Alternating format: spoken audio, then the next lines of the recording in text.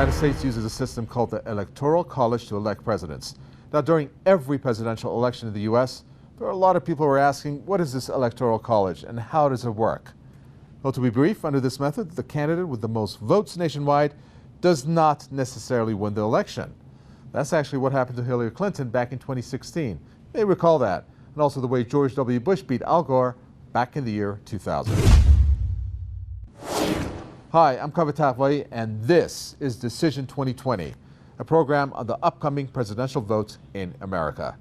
Yes, we are going to cover the two candidates, but more importantly, we're going to cover the platforms of third-party and independent candidates as well, something many inside and outside of America are unaware of.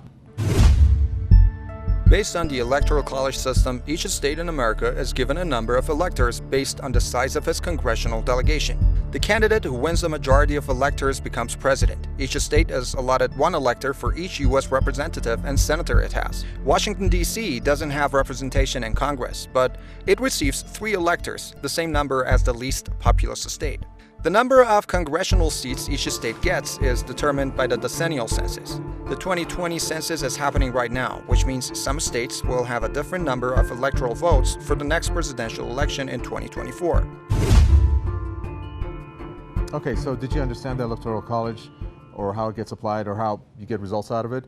Well, if not, we have a couple flashbacks here. First, we're going to go back to 2016 and hear this person talk about how the results came out in terms of the Electoral College. The second one is a personality, but first, let's take a listen to him.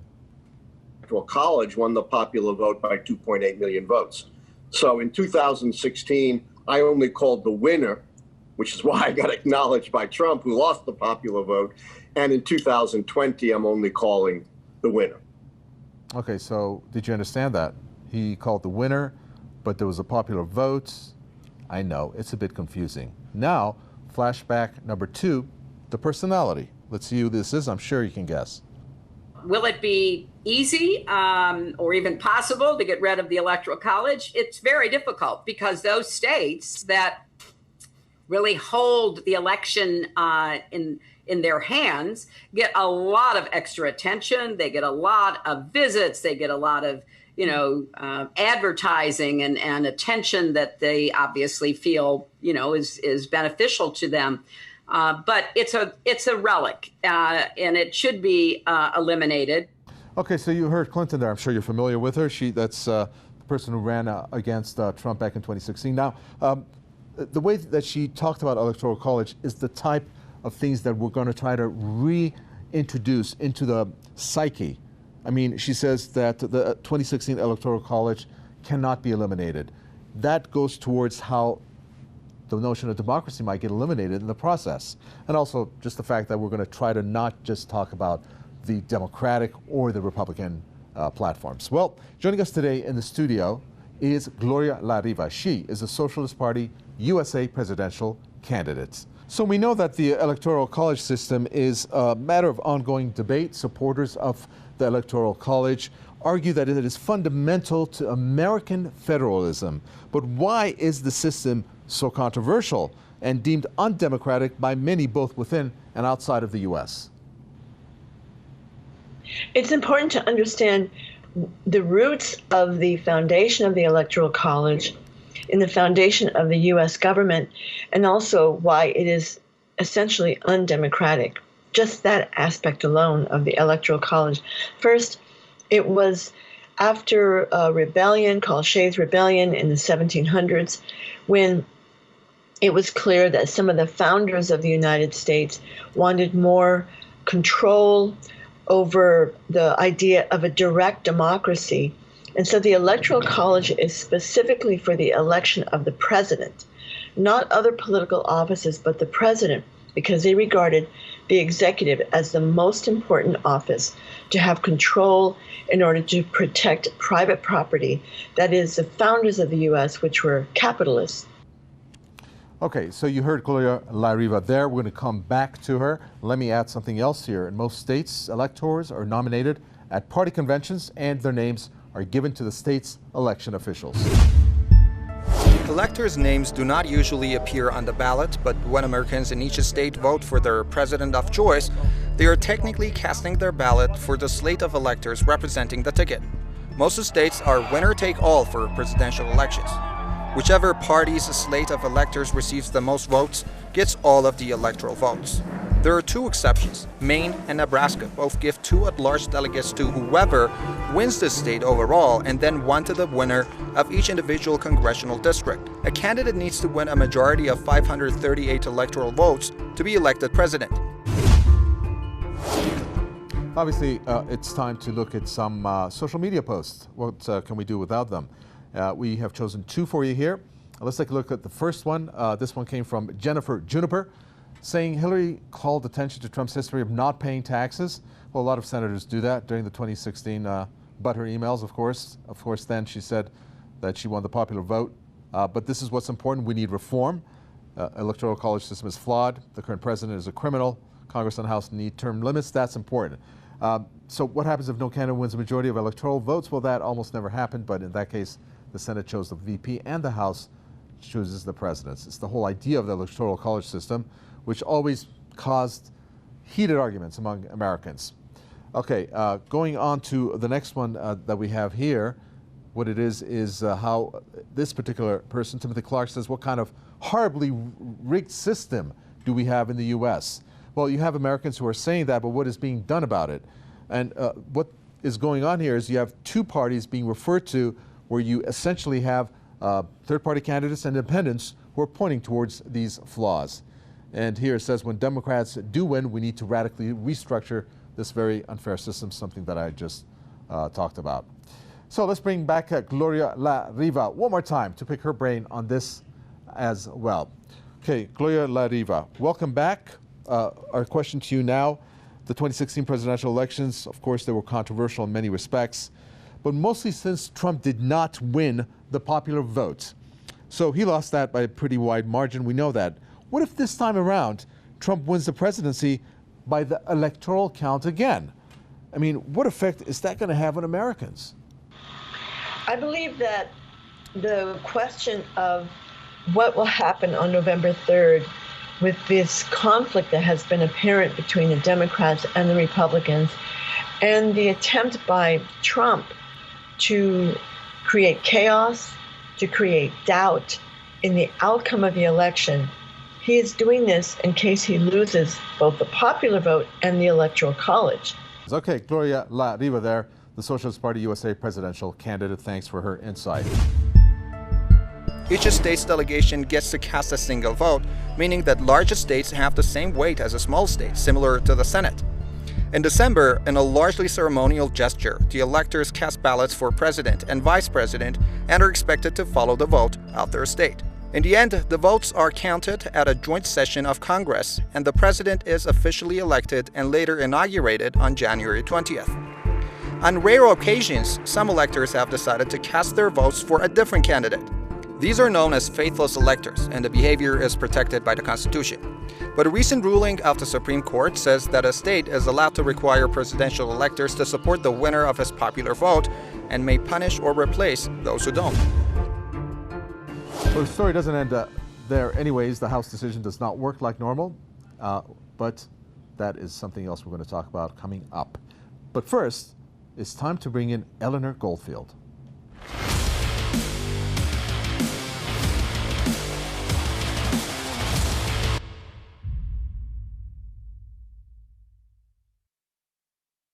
Eleanor Goldfield is a creative, radical journalist and filmmaker. That's what it says on her Twitter page.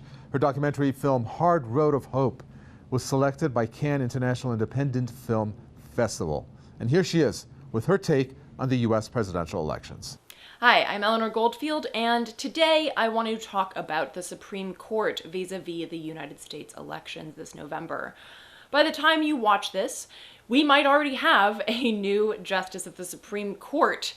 Trump's pick, Amy Coney Barrett, who he actually picked for a federal court judge, and it was kind of a needling towards the Democrats because the Democrats set up their typical placid resistance against Barrett, and Trump pushed her through to become a federal judge. One of her more infamous sayings was, "A legal career is but a means to an end, and that end is building the kingdom of God." Which sounds absolutely terrifying when you consider the control that the Christian right, the extremist Christian right, has on politics, not least of our Vice President Pence. The fact remains the same, that the Supreme Court is a very contentious issue right now as we're, very, very close, less than a month and a half away from the election. And again, by the time you watch this, Barrett might already have been appointed as Supreme Court Justice.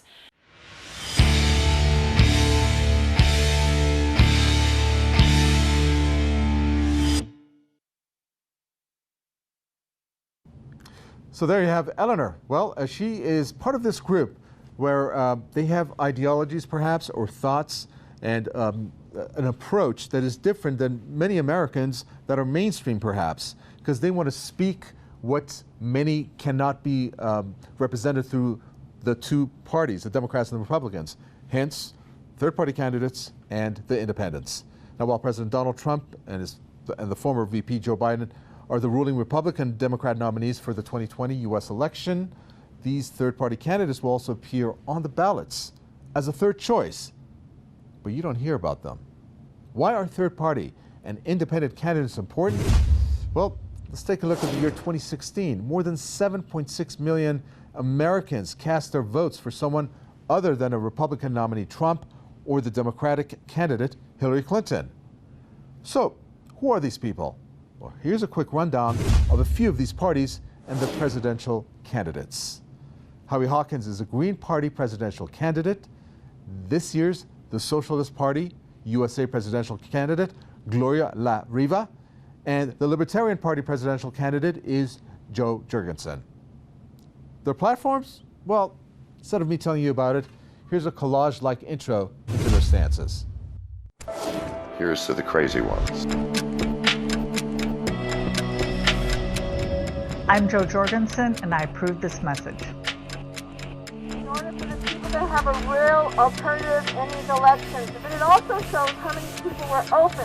If you look around America today, you can hear the voice of a crumbling middle class, which has been abandoned by both corporate parties, of the working class that Joe Biden and the Democrats have just tossed aside. We hear you. My name is Howie Hawkins, and I approve this message.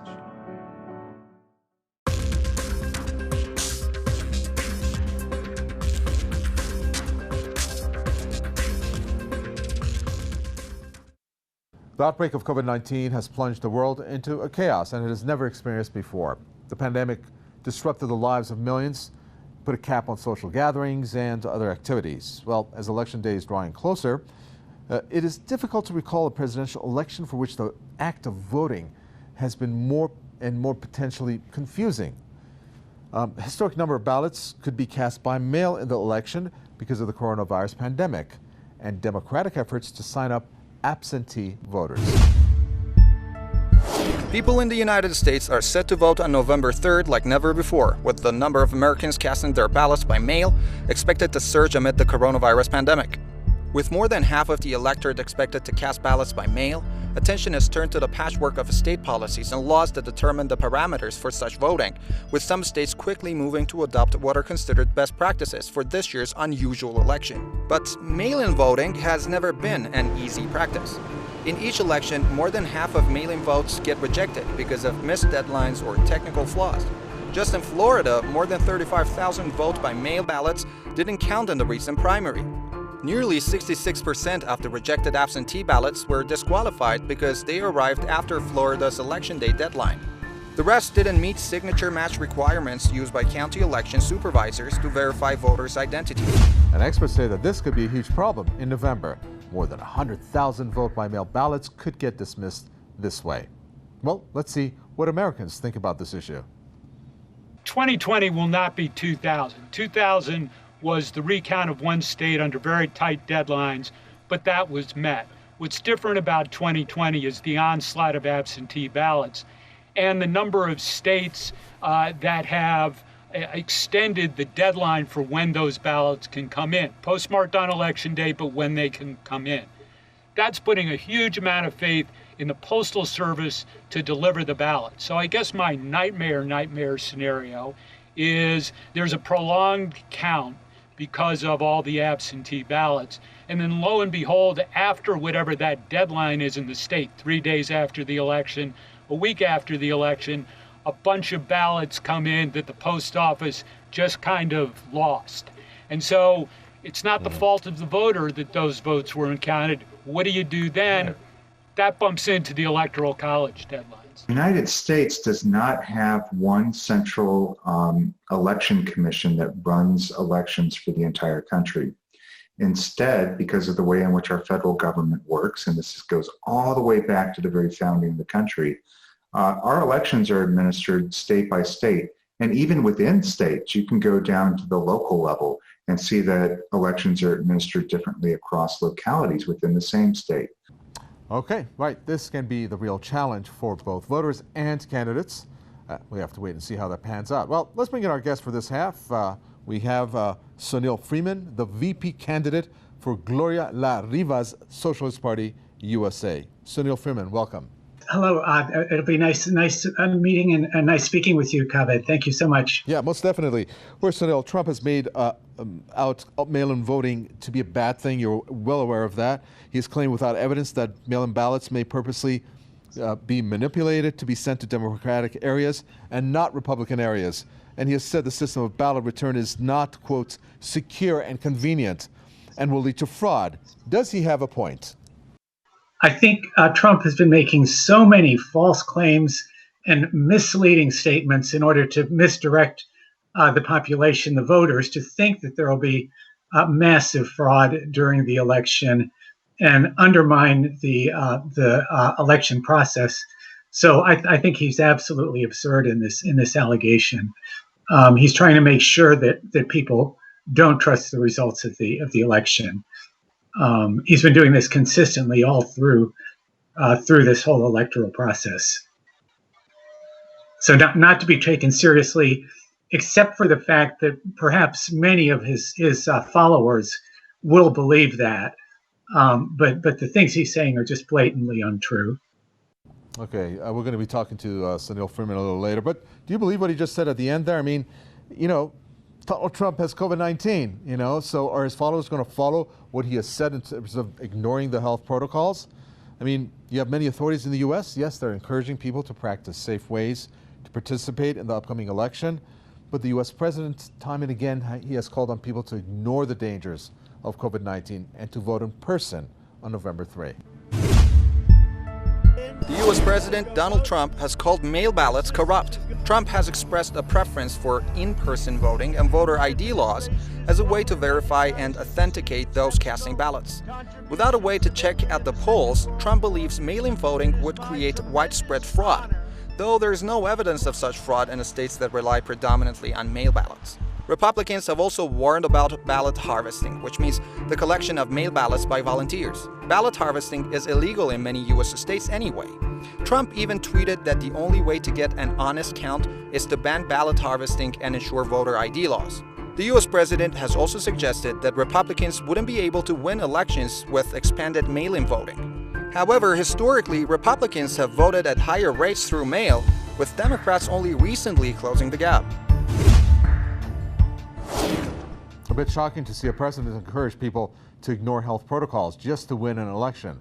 Of course, he has COVID-19 now, but that is how it is in America these days, especially for Trump followers, mostly.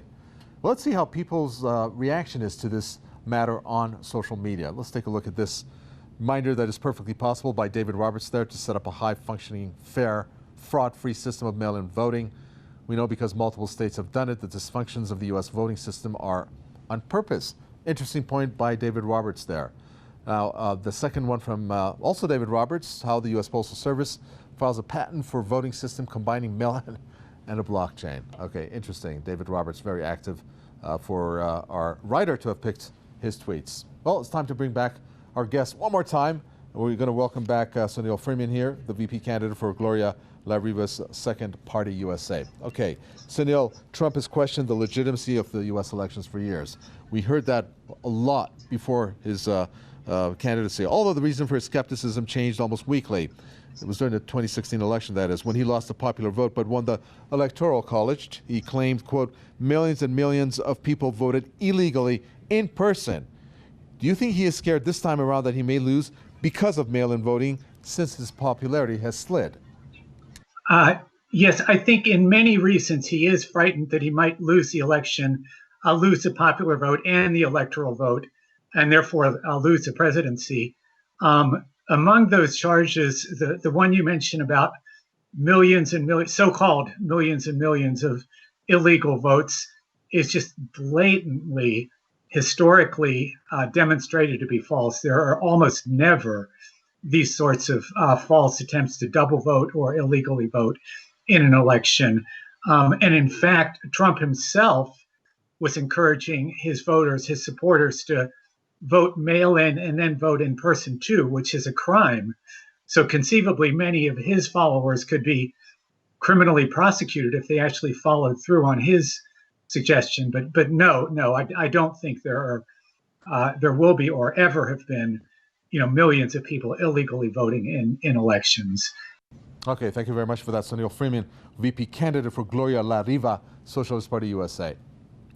Okay, one thing most Americans agree on is that a major shift to mail-in voting by November would require a massive commitment from the federal government. Can U.S. authorities pull something like this? A group of Democrats has introduced legislation that would allow early voting for 20 days in all states and ease restrictions on absentee ballots. But Trump and Republicans are accusing Democrats of playing politics during a health crisis for proposing legislation and new funding for elections.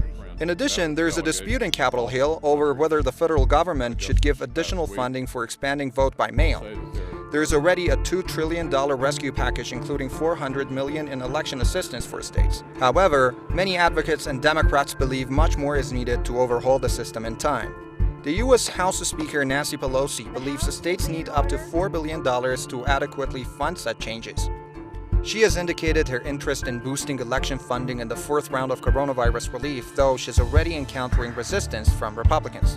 That has prompted Democratic-aligned reform and advocacy groups to launch national campaigns to pressure federal and local lawmakers through calls, emails, texting, and ads to adopt voting reforms amid the pandemic.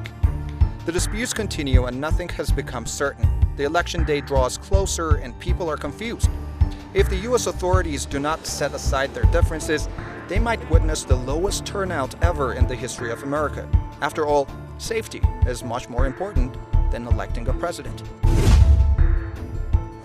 Eleanor rejoins us now for her second part of her coverage on the U.S. presidential election on Decision 2020. She's going to be talking to Danielle Kovalik, who's an American human rights activist, a labor rights lawyer, and a peace activist, as her guest.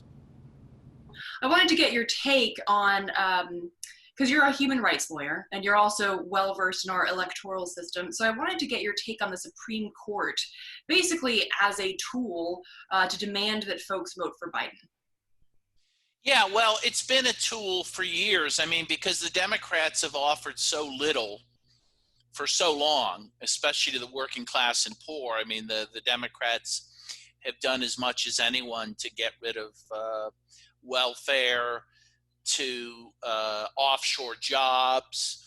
You know, they've had very little to offer the working class. The one thing they have had to offer are judges, more liberal judges who will uphold labor laws, who will uphold women's rights, who will uphold rights for people of different genders, people of different sexual orientations.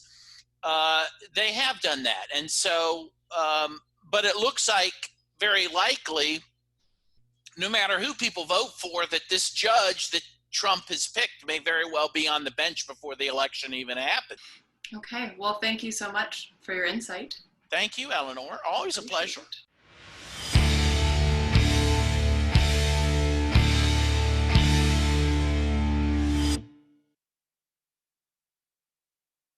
And that does it for today's show. Don't forget to watch our next episode. I've been Kaveh Tarvai. On behalf of the whole team here Vote wise and vote well. And don't forget about the other candidates, like the third-party candidates. Thanks for watching Decision 2020.